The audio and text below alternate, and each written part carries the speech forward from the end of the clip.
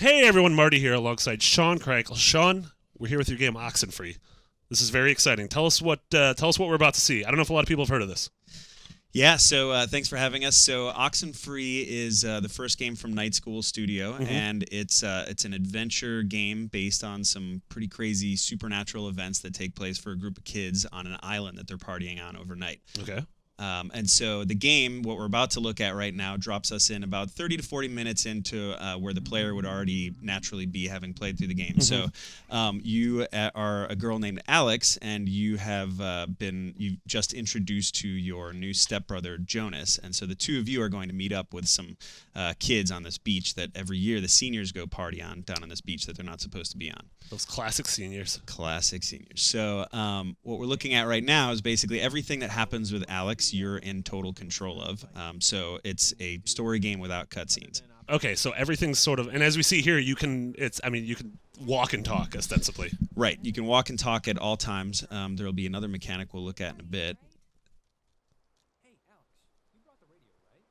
So we have freedom here to, we could be continuing the conversation with our friends. We can be looking at objects. We can sort of wander off, and the story will just adapt a little bit to that. Right, so every moment in the game and every part of the island is pretty much explorable right from the offset. So the moment that we're seeing right here in all of this scene, if you wanted to, you could take Alex and explore up those stairs. You could walk away over to the left or to the right, and these kids would react to that. And so the rest of the game really works that way as well. When if the player decides to walk away, their lives continue on without you being there. And when you meet back up with them, that'll change their perception of you and also change how your story unfolds. Totally.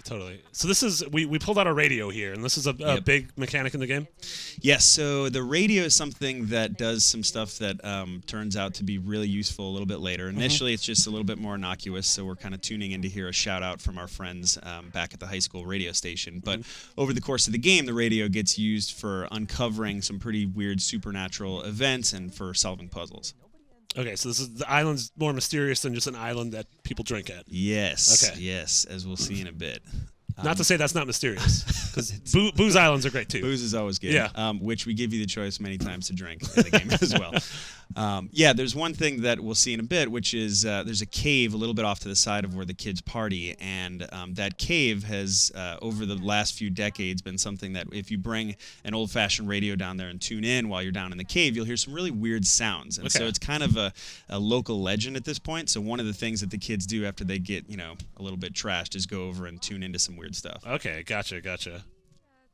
Is this does this take place in modern days? Is this a sort of a 90s period piece? What's going on here? Yeah, so the game takes place in modern day. There's definitely a lot of choices that we've made with the aesthetic to try and evoke things from the 80s and 90s, but it's definitely modern day. And the fact is, your mom divorced your dad, so let's put his mind at ease and hear why. I don't really need to know the situation before. It's none of my business. Okay, just get to whatever point this is getting to. The point is, why'd your parents get a divorce? Just so Jonas can hear it from you.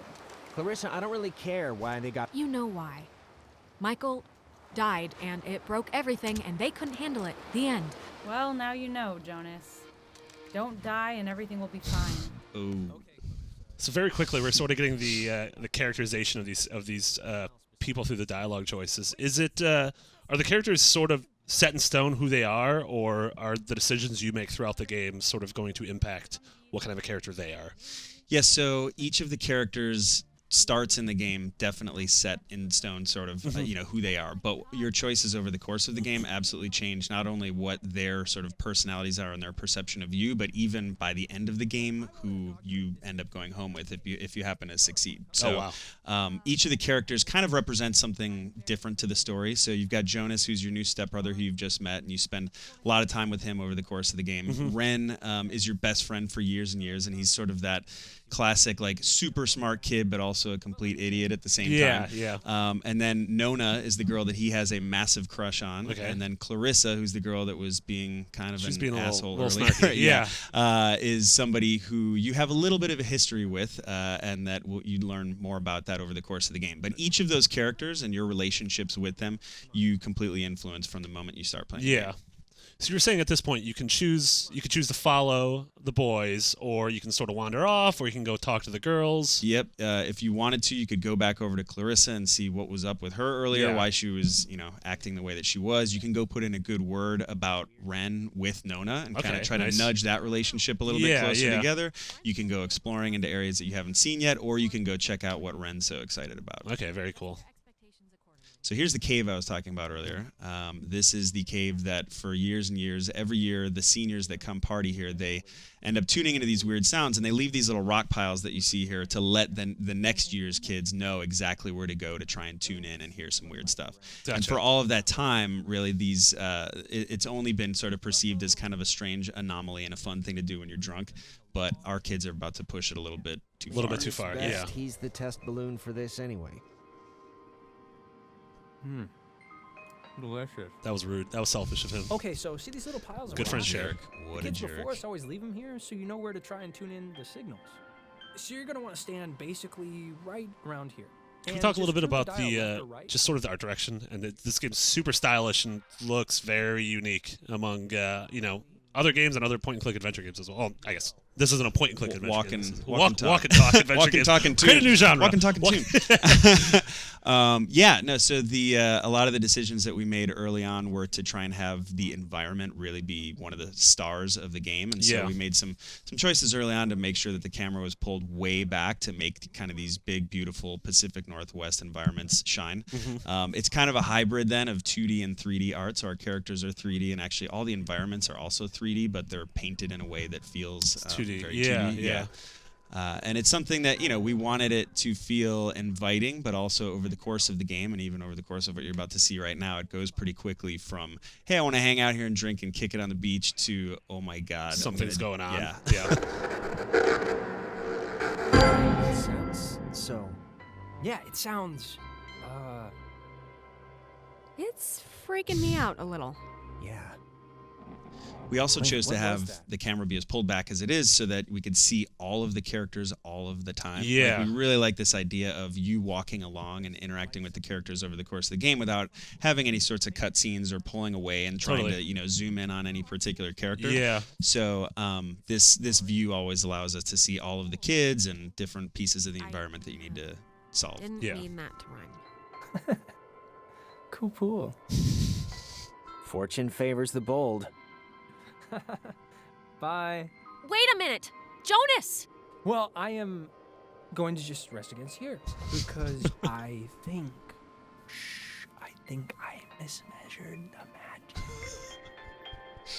I think you mean Brownie. So we got to leave You Ren. mean He's not doing too He'll good. be fine. Yeah. He's, But he'll be he's- fine. he's Well, I don't know zoning about now. that. I don't know if he's doing fine. He's Don't zoning. jump to that conclusion. So when the three dialogue choices show up, those represent sort of the three top face buttons. On a Exactly, yeah. controller. So the control scheme, the way it's laid out, it's pretty much dedicated to the ability to communicate either via talking or the radio. And so the top three buttons are all mapped to those dialogue choices that pop up, and then the radio is on the trigger. Yeah. And then the bottom button then would be something that lets you interact sort of contextually. So when you see Alex here jumping up a ledge or climbing onto walls, the X button is used for that. Totally.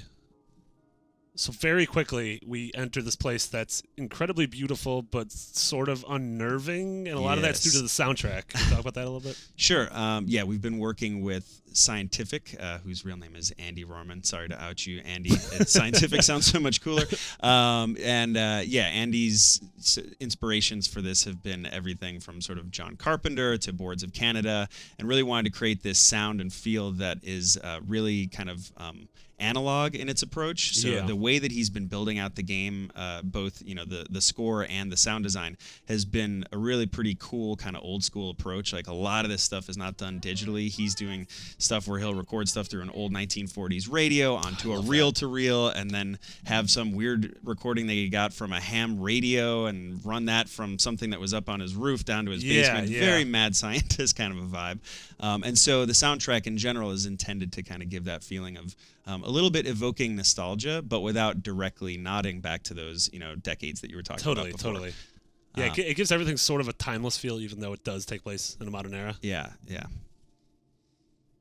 So this part of the cave and kind of this moment does a good job also of just illustrating like this idea of when you get separated from the kids, they go on and live their lives. Like if you wanted to, you could try to escape this cave right now, and we won't look at that part, but a strange event would happen if you did that. You know, the idea is that the island was initially back in the 40s sort of this military outpost. But after the 40s, it turned a little bit more into a tourist trap. So you've got, you know, half the island is a little bit more visitor friendly, where there's a main street where people go shopping, or there's campgrounds and stuff.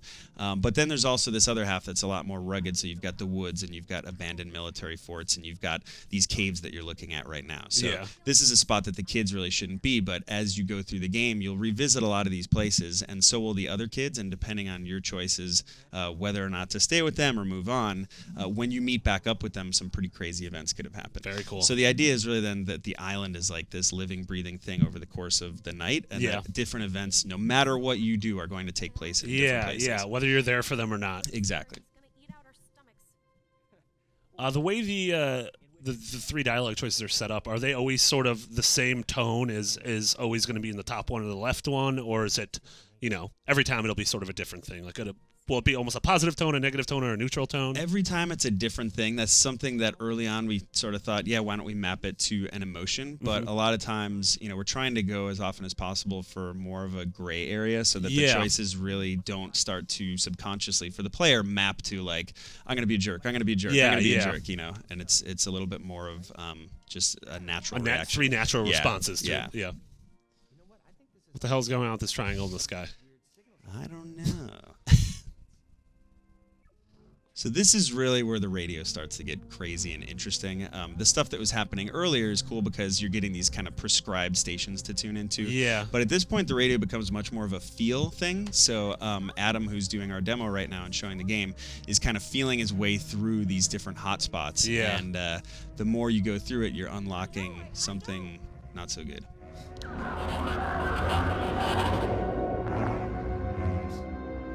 Jonas? Hello? Dear, tell everyone. Hi? Sleepy. Time.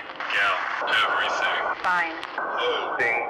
There. Same. Don't know. If. Leave. Is possible. I don't know what... Listen. Bobtail. Shade. Tail. Sleepy. Time. Yeah. Is. Leave. Possible. Yeah, sure. Leave possible. Bobtail. Leave. Children. Bye. Mothers. See you soon. Alex! Jonas!